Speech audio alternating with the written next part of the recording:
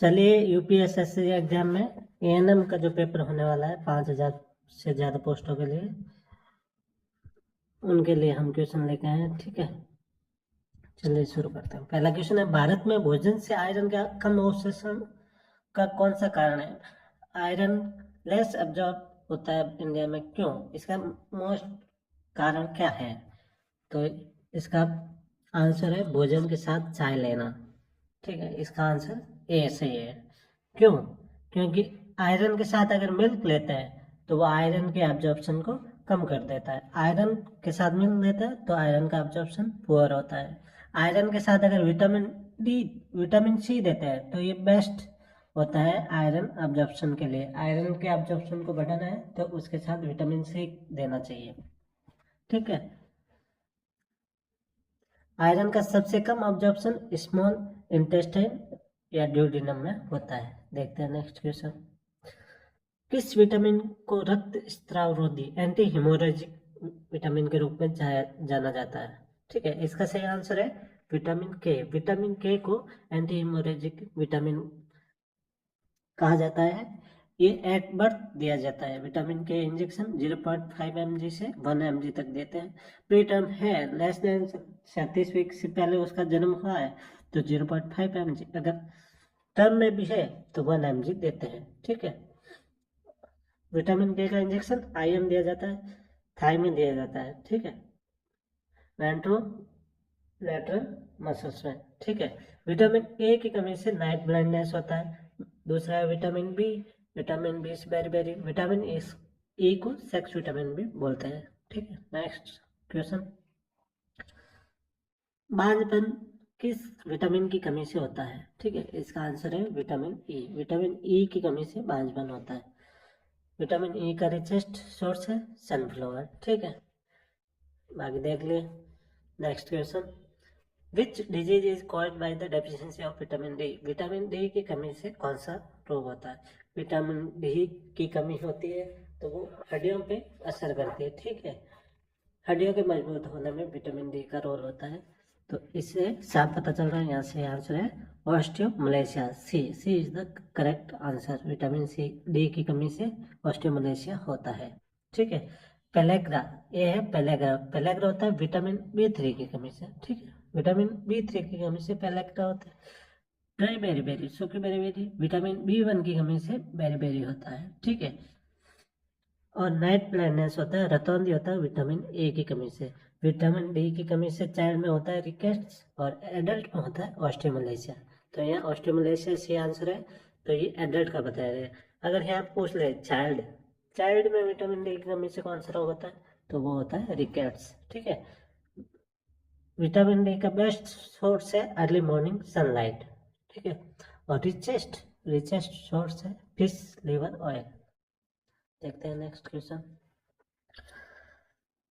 What should ANM teach mother for starting the supplementary food of the baby after 6 month? 6 महीने के बाद ANM शिशु को कौन सा पूरक आहार शुरू करने के लिए शिशु की माँ को बताएगी? ठीक है, continue breast feeding for at least 2 years, ये सही है। सप्लीमेंट्री फूड कौन सा देना है बेबी को आफ्टर 6 महीने में? सही है, ब्रेस्ट फीड तो करवाना है 2 साल तक। ठीक है, डिसकंटिन्यू बिल्कुल नहीं, डिसकंटिन्यू ब्रेस्ट फीडिंग, कंप्लीट रूप से ब्रेस्ट फीडिंग बंद नहीं करना है।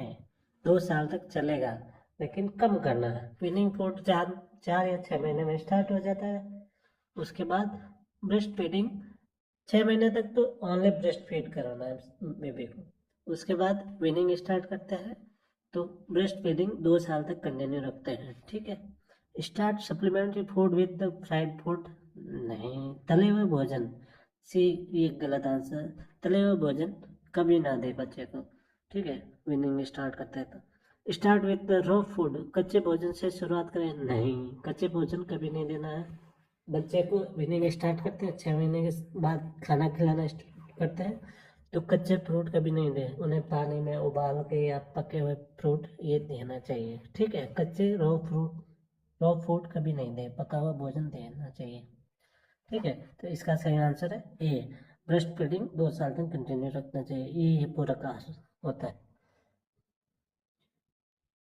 6 महीने तक केवल ब्रेस्ट मिल्क बोल देते हैं, इसे कहते हैं exclusive breast feeding, exclusive breast feeding, ठीक है। 6 महीने के बाद मिल्क प्लस अदर, इसे 6 महीने के बाद ब्रेस्ट फीड के साथ और भी कुछ एक्स्ट्रा फूड देते हैं, पका हुआ भोजन थोड़ा थोड़ा, तो उसे वीनिंग कहते हैं, वीनिंग, ठीक है, वीनिंग।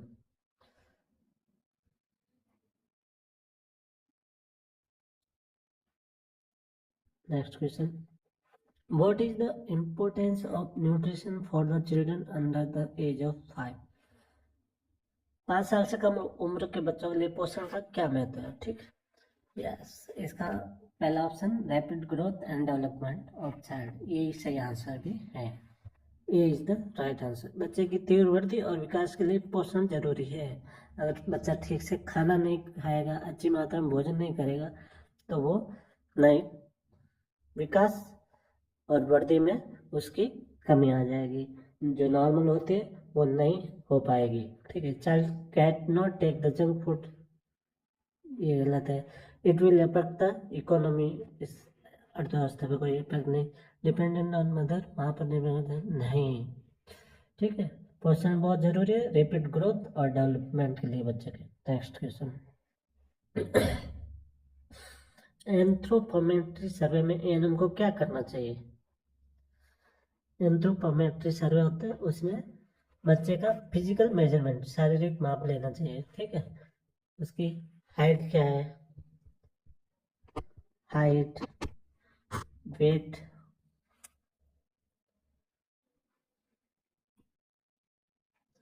हाइट,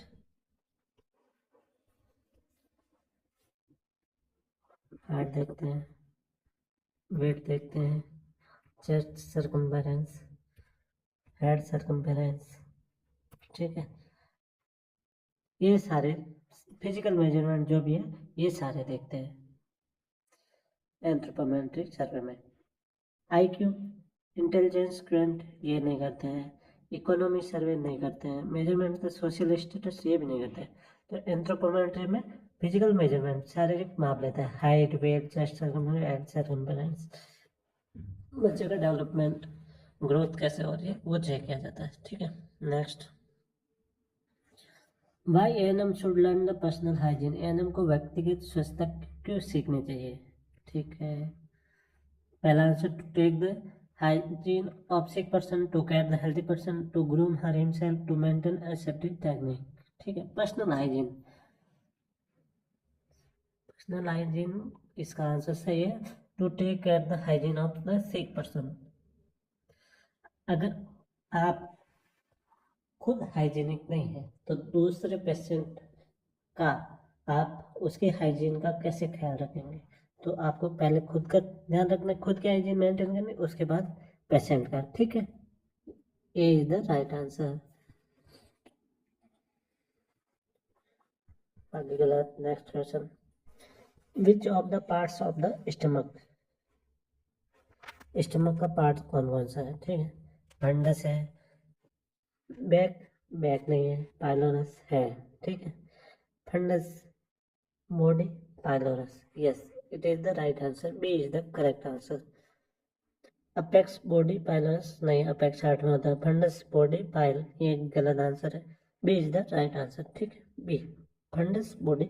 ये देख लीजिए, ये स्टमक है, इसमें अपर पार्ट होता है, इसको फंडस, बीच मिडिल पार्ट ये बॉडी, और इधर यहाँ तक ये लोअर पार्ट होता है, इसको पाइलोरिक बोलते हैं, ठीक है। मिडिल बॉडी, ऊपर फंडस, नीचे पाइलोरिक, ठीक है। और इधर ये गली, ये पाइलोरस का जो स्मॉल इंटेस्टाइन में खुलता है, ये भाग अगर नैरो हो जाता है, इसको पाइलोरिक स्टेनोसिस बोलते हैं। नेक्स्ट क्वेश्चन, और पाइलोरिक स्टेनोसिस का most common sign and symptom क्या है? वो है projectile vomiting, projectile vomiting, vomiting, ठीक है, प्रोजेक्टाइल वॉमिटिंग। नेक्स्ट क्वेश्चन, मानव शरीर में कौन सा अंग एंजाइम लाइपेज उत्पन्न करता है? यकृत नहीं, पित्ताशय नहीं, फेफड़े नहीं, अग्न्याशय, पैनक्रियाज है जो लाइपेज का उत्पादन करता है। लीवर में बाइल बनता है, स्टोर होता है गॉल ब्लैडर में, ठीक है। बाइल का निर्माण लिवर में होता है और गॉल ब्लैडर में स्टोर होता है। नेक्स्ट क्वेश्चन, फेफड़ों के बाहरी आवरण को क्या कहते हैं? यस, प्लूरा, प्लूरा या फुफ्फुसा आवरण, ठीक है। देखो हिंदी में बहुत अच्छा नाम है, फुफ्फुसा आवरण, ठीक है, प्लूरा। लंग्स के बाहरी कवरिंग को प्लूरा बोलते हैं। ये लंग्स पता है, राइट में इसके 3 लोब होते हैं, 1 2 3, और लेफ्ट में 2 लोब होते हैं, ठीक है। हार्ट की वजह से यहाँ पे ये हार्ट हो जाता है, हार्ट आ जाता है, इसकी वजह से इसमें 2 लोब होते हैं और थोड़ा छोटा भी होता है। म्यूकस मेम्ब्रेन नहीं, ब्रोंकाई नहीं, ब्रोंकियल नहीं, ये ब्रोंकाई ब्रोंक्यूल्स ये सारे इसमें ही होते हैं। Next, what is mastication? Mastication क्या है? मास्टिकेशन, मास्टिकेशन मतलब चबाना, ठीक है, एक्ट ऑफ च्यूइंग, च्यूइंग को ही मास्टिकेशन कहते हैं, ठीक है। च्यूइंग चबाने का कार्य, पचाने का डाइजेशन होता है, निगलने का कार्य स्वलोइंग होता है, एलिमिनेटिंग का छोड़ो। नेक्स्ट क्वेश्चन, संक्रमण को रोकने के लिए कौन सी स्वास्थ्य शिक्षा दी जानी चाहिए? मूत्र पथ के संक्रमण को रोकने के लिए कौन सी स्वास्थ्य शिक्षा दी जानी चाहिए? यूरिनरी ट्रैक्ट इन्फेक्शन, यूटीआई को रोकना कैसे हो सकता है? ठीक है, hold the urine as much as possible, नहीं, ये गलत है। Do not wash the private part, ये गलत है, वॉश करना चाहिए। Do not hold the urine for long time, ये सही आंसर है, ठीक है। C is the correct answer. Do not cut the pubic hair, गलत। हाइजीन मेंटेन के लिए ये जरूरी, इन्फेक्शन को रोकने के लिए हाइजीन मेंटेन जरूरी है। तो प्यूबिक हेयर कट होना चाहिए, प्राइवेट पार्ट को धोना चाहिए, और the urine as much as possible, urine को नहीं रोकना चाहिए। इन्फेक्शन रोकने के लिए यूरिन को लॉन्ग टाइम तक नहीं रोकना है। यूटीआई का सबसे बड़ा कारण है इकोली बैक्टीरिया, ठीक है, इकोली बैक्टीरिया। और फीमेल में सबसे ज़्यादा फीमेल यूरेथ्रा जो स्मॉल होता है, तो यूटीआई अगर पूछ ले मेल में ज़्यादा होता है फीमेल में, तो वो फीमेल में सबसे ज़्यादा होता है कंपेयर टू मेल। और फीमेल में क्यों ज़्यादा होता है? क्योंकि उसका यूरेथ्रा स्मॉल होता है, जो यूरिन पाथ होता है, ठीक है, वो स्मॉल होता है, इस वजह से। नेक्स्ट क्वेश्चन, अनुचित त्वचा स्वच्छता के कारण ऐसा क्या होता है जिससे त्वचा में संक्रमण हो जाता है? Due to improper skin hygiene, what happens that causes skin infection? Clogging of opening of the sweat glands, पसीने की ग्रंथियों के खुलने का बंद, सही है, A is the right answer.